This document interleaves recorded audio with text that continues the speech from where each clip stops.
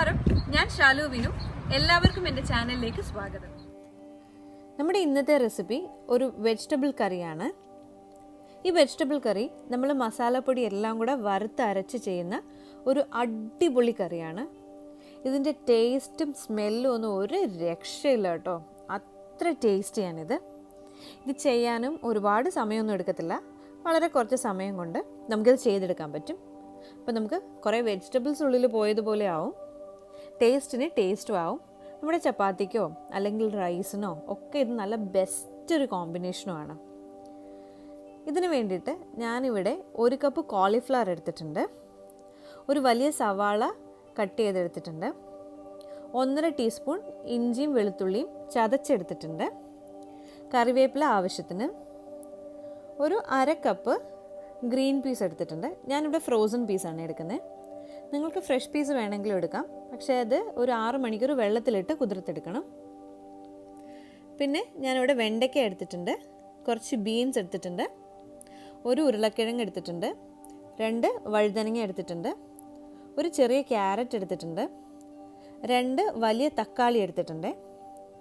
ഇതിന് വേണ്ടിയിട്ടുള്ള പൊടികൾ 1/2 ടീസ്പൂൺ മല്ലിപ്പൊടി, 1.5 ടീസ്പൂൺ മുളക് പൊടി, 1/2 ടീസ്പൂൺ ഗരം മസാല, 1/2 ടീസ്പൂൺ ഉലുവാപ്പൊടി, മല്ലിപ്പൊടി ഒരു 2-2.5 ടീസ്പൂൺ. മല്ലിപ്പൊടിയാണ് നമ്മൾ കൂടുതലിടുന്നത്. പിന്നെ കുരുമുളകും വേണം, നമുക്ക് പച്ചമുളകും വേണം. ആദ്യം നമുക്ക് ഈ പൊടികളെല്ലാം കൂടെ ഒന്ന് ഡ്രൈ റോസ്റ്റ് ചെയ്തെടുക്കണം. ഞാൻ എണ്ണ ഒന്നും ഒഴിക്കാണ്ട് ഒരു 3 മിനിറ്റ് 4 മിനിറ്റ് അടുത്ത് ലോ ഫ്ലെയിമിൽ വറുത്തെടുത്ത പൊടികളാണിത്. ഇതിൻ്റെ കൂടെ കുരുമുളകും ഇട്ടിട്ടുണ്ട്. നിങ്ങളുടെ കയ്യിൽ കുരുമുളക് പൊടിയാണെന്നുണ്ടെങ്കിൽ കുരുമുളക് പൊടിയായിട്ടിട്ടാലും മതിയാവും. അപ്പോൾ ഇതെല്ലാം കൂടെ വറുത്ത് വെച്ചിട്ടുണ്ട്. ഇതിനി ഒന്ന് തണുത്തിട്ട് വേണം നമുക്ക് അരച്ചെടുക്കാനായിട്ട്. ഈ പൊടികൾ നിങ്ങൾക്ക് അങ്ങനെ വേണമെങ്കിലും കറിയിൽ ചെയ്യാം കേട്ടോ, അങ്ങനെ ആഡ് ചെയ്തിടാം.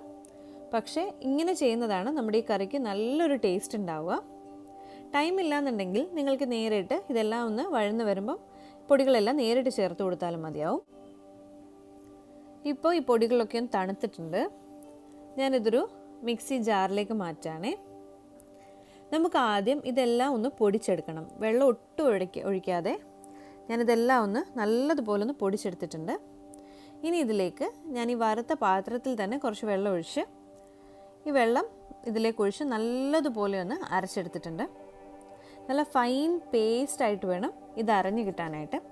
അതുകൊണ്ടാണ് നമ്മൾ ആദ്യം പൊടികളൊന്ന് പൊടിച്ചിട്ട് പിന്നീട് വെള്ളം ഒഴിച്ചരച്ചത്. നമുക്കിനി കറി തയ്യാറാക്കാനായി ഒരു പാനിലേക്ക് കുറച്ച് എണ്ണ ഒഴിച്ചു കൊടുക്കാം. അതിലേക്ക് ഞാൻ 1 ടീസ്പൂൺ ജീരകം ചേർക്കുന്നുണ്ട്. ഇത് നിങ്ങൾക്ക് താല്പര്യം ഉണ്ടെങ്കിൽ ചേർത്താൽ മതി. ചിലർക്ക് ഈ ജീരകത്തിൻ്റെ ടേസ്റ്റ് കറിയിൽ അത്ര ഇഷ്ടപ്പെടില്ല. ഈ ജീരകമൊക്കെ ഒന്ന് ഫ്രൈ ആയി വന്നിട്ടുണ്ട്. നമുക്കിതിലേക്ക് അരിഞ്ഞു വെച്ചിരിക്കുന്ന സവാള ഇട്ട് കൊടുക്കാം. ഇനി സവാളയൊക്കെ ഒന്ന് വഴന്ന് വരണം. നല്ല ഗോൾഡൻ ബ്രൗൺ കളറൊന്നും ആവേണ്ട ആവശ്യമില്ല കേട്ടോ. ഇത് നല്ലതുപോലെ ഒന്ന് വഴന്ന് വന്നാൽ മതിയാവും. ഞാനൊരു മീഡിയം ഫ്ലെയിമിലാണ് ഈ കറി തയ്യാറാക്കുന്നത്. ഇനി നമുക്ക് ഇതിലേക്ക് ഒരല്പം ഉപ്പ് കൂടെ ചേർത്ത് കൊടുക്കാം. നമ്മൾ ഈ സവാളയും തക്കാളിയൊക്കെ വഴറ്റുമ്പോൾ ഇതിലിത്തിരി ഉപ്പ് ചേർത്ത് കൊടുക്കുകയാണെങ്കിൽ പെട്ടെന്ന് നമുക്ക് വഴന്ന് കിട്ടും.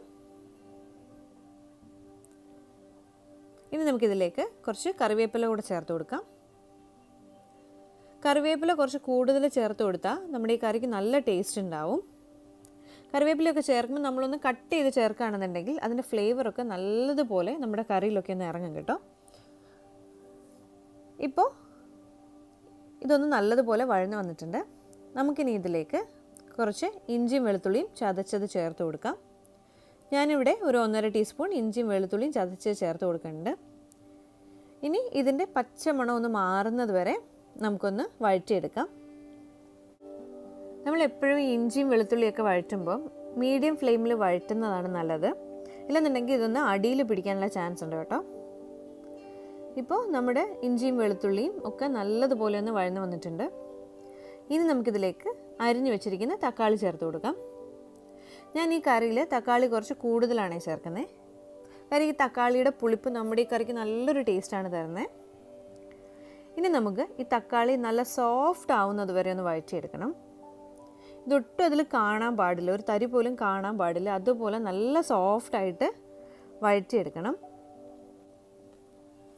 ഈ തക്കാളിയൊക്കെ ഒന്ന് വഴന്ന് വരുമ്പോഴേക്കും ഇതിൽ നിന്ന് എണ്ണയൊക്കെ സെപ്പറേറ്റ് ആയിട്ട് പുറത്ത് വരും.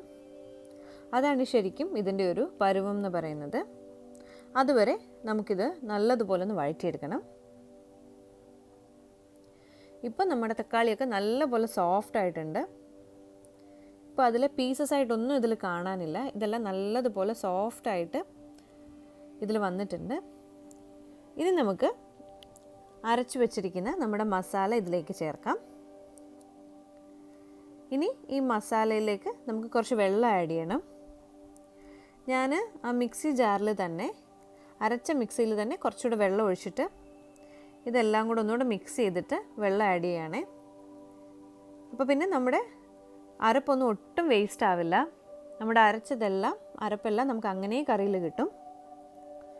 ഈ സമയത്ത് നമുക്ക് ആവശ്യമെന്നുണ്ടെങ്കിൽ കുറച്ച് ഉപ്പ് ചേർത്ത് കൊടുക്കാം.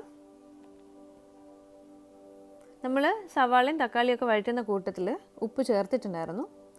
പക്ഷെ വെള്ളം ഒഴിച്ച് കഴിയുമ്പോൾ കുറച്ചുകൂടെ ഉപ്പ് ആവശ്യമായിട്ട് വരും. അപ്പോൾ എന്തായാലും ചെക്ക് ചെയ്തതിന് ശേഷം ഉപ്പ് ചേർക്കാം. ഇപ്പം നമ്മുടെ കറിയൊക്കെ ഒന്ന് തിളച്ച് തുടങ്ങിയിട്ടുണ്ട്. ഇതിലേക്ക് ഞാൻ പച്ചമുളകും ചേർത്തിട്ടുണ്ടായിരുന്നേ. ഇനി നമുക്ക് വെജിറ്റബിൾസ് ഓരോന്നായിട്ട് ആഡ് ചെയ്യാം. ഇപ്പം ഞാൻ കോളിഫ്ലവർ ആദ്യം ഇട്ട് കൊടുത്തിട്ടുണ്ട്. നമുക്കിനി ബാക്കിയുള്ള വെജിറ്റബിൾസും കൂടെ ഇതിലേക്ക് ഇട്ട് കൊടുക്കാം. നിങ്ങൾക്ക് ഇഷ്ടമുള്ള വെജിറ്റബിൾസ് ഏതൊക്കെയായാലും ഇതിൽ ഇടാം കേട്ടോ. ഞാനിവിടെ മിക്സ്ഡ് വെജിറ്റബിൾസാണ് ഇടുന്നത്.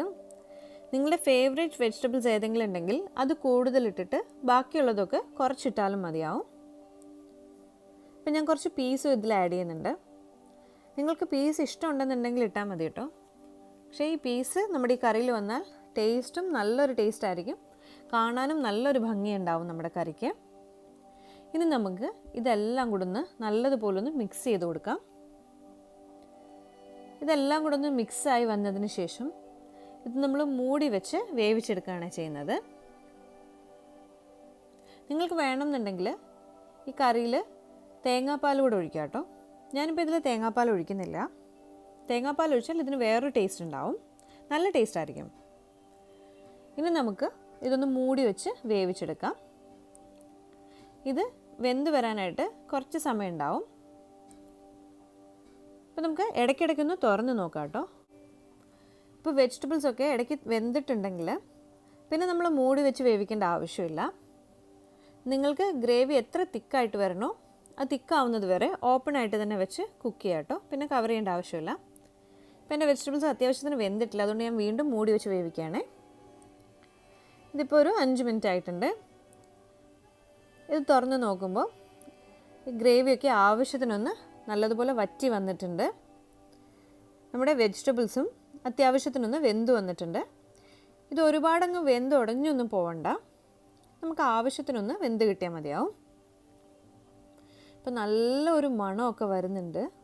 നമ്മൾ ആ മസാലയൊക്കെ വറുത്ത് പൊടിച്ച് അരച്ചതിൻ്റെ മണം നല്ല രീതിയിൽ ഇപ്പോൾ വരുന്നുണ്ട്. നമുക്കിനി ഇതിലേക്ക് കുറച്ച് മല്ലിയിലയും കൂടെ ചേർത്ത് കൊടുക്കാം. മല്ലിയില നിങ്ങൾക്ക് ഇഷ്ടമാണെന്നുണ്ടെങ്കിൽ ചേർത്താൽ മതിയാവും കേട്ടോ. ഇനി നമുക്ക് ഇതെല്ലാം കൂടെ ഒന്നുകൂടെ ഒന്ന് മിക്സ് ചെയ്യാം. നിങ്ങൾക്ക് വേണമെന്നുണ്ടെങ്കിൽ ഇതിൽ കടുകും കറിവേപ്പിലയും വറ്റൽമുളകും കൂടെ താളിച്ചും ചേർക്കാം. ഞാനിപ്പോൾ ഇത് താളിക്കുന്നില്ല. ഈ കറി ഇങ്ങനെ കൂട്ടാൻ നല്ല ടേസ്റ്റാണ്. ആവശ്യമുണ്ടെന്നുണ്ടെങ്കിൽ നിങ്ങൾക്ക് കുറച്ച് തേങ്ങാപ്പാലും ലാസ്റ്റ് ചേർക്കാം കേട്ടോ.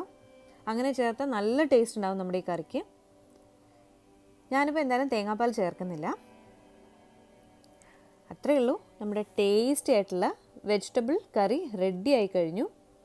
അപ്പോൾ എന്തായാലും നിങ്ങൾ ഇനി ചപ്പാത്തിയോ ദോശയോ പൂരിയോ ഒക്കെ ഉണ്ടാക്കുമ്പോൾ ഉറപ്പായിട്ടും ഒരു തവണ ഈ കറി ഒന്ന് ട്രൈ ചെയ്ത് നോക്കണം. എന്നിട്ട് ഇഷ്ടമാവുകയാണെന്നുണ്ടെങ്കിൽ എൻ്റെ ചാനലൊന്ന് ലൈക്ക് ചെയ്ത് ഷെയർ ചെയ്ത് സബ്സ്ക്രൈബ് ചെയ്യണേ.